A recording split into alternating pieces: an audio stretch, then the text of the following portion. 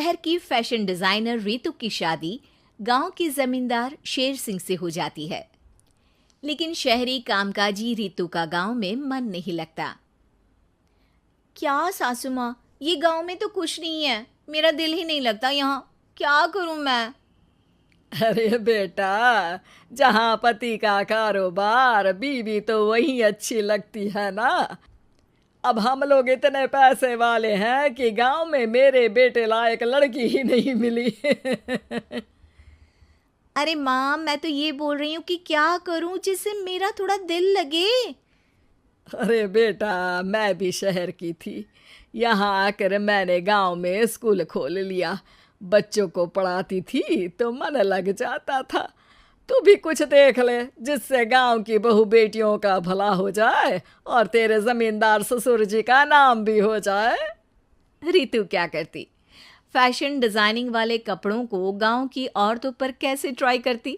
लेकिन एक दिन, अरे क्या बात है डार्लिंग, बड़ी जल्दी उठ गई। और ये हाथ में फेविकॉल और कागज, कहाँ जा रही हो? मैंने सोच लिया है कि मैं अपना फैशन बुटीक खोलूंगी। गांव की औरतों को सजा धजा कर फैशन शो करूंगी और यहाँ की औरतों को भी शहर के फैशन से वाकिफ करवाऊंगी। फैशन और यहाँ की औरतें, अरे इन लोगों को तो बस चूल्हा चौका आता है।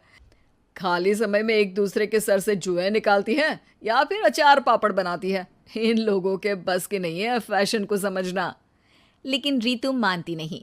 वो पूरे गांव में पोस्टर चिपका देती है कि किसी को भी नए डिजाइन के कपड़े पहनने का शौक है तो जल्दी जमींदार की बहू से मिले। लेकिन रितु की दुकान में 2 दिनों तक तो कोई आता ही नहीं। पर एक दिन, अरे कमला, क्या हुआ, क्या देख रही हो? ये पुतला देख रहा है दीदी। क्या दिख रहा है इसमें ऐसा?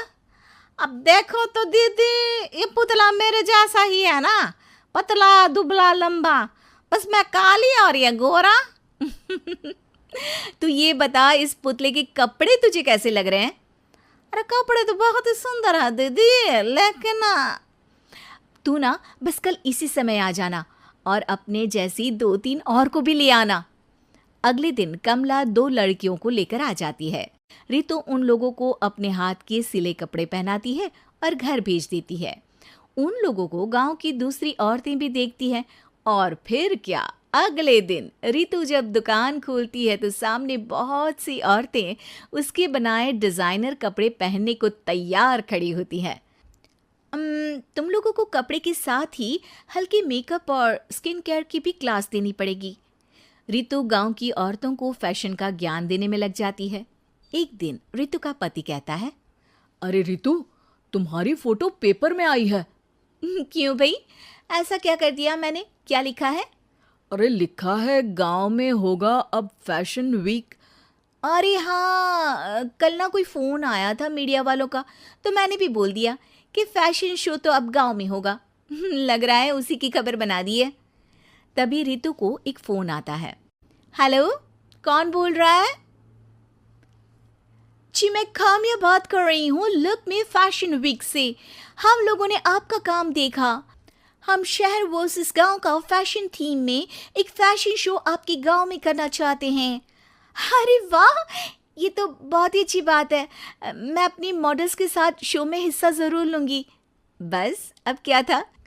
वो दिन भी आ जाता है जब रितु की गांव की गोरी शहर की छोरी के साथ स्टेज शो में हिस्सा लेती हैं।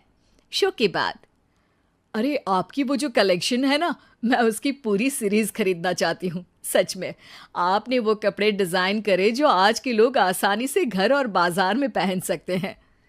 और बजट में भी है। हम भारतीयों के लिए तो ये डिज़ाइन बेस्ट है जी।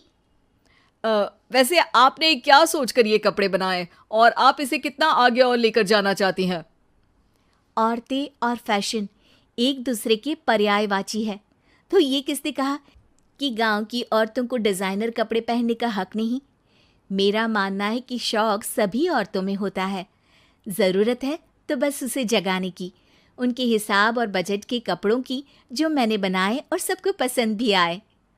अब रितु का गांव हर जगह प्रसिद्ध है, ना सिर्फ रितु के लिए बल्कि वहाँ की औरतों की फैशन के लिए भी।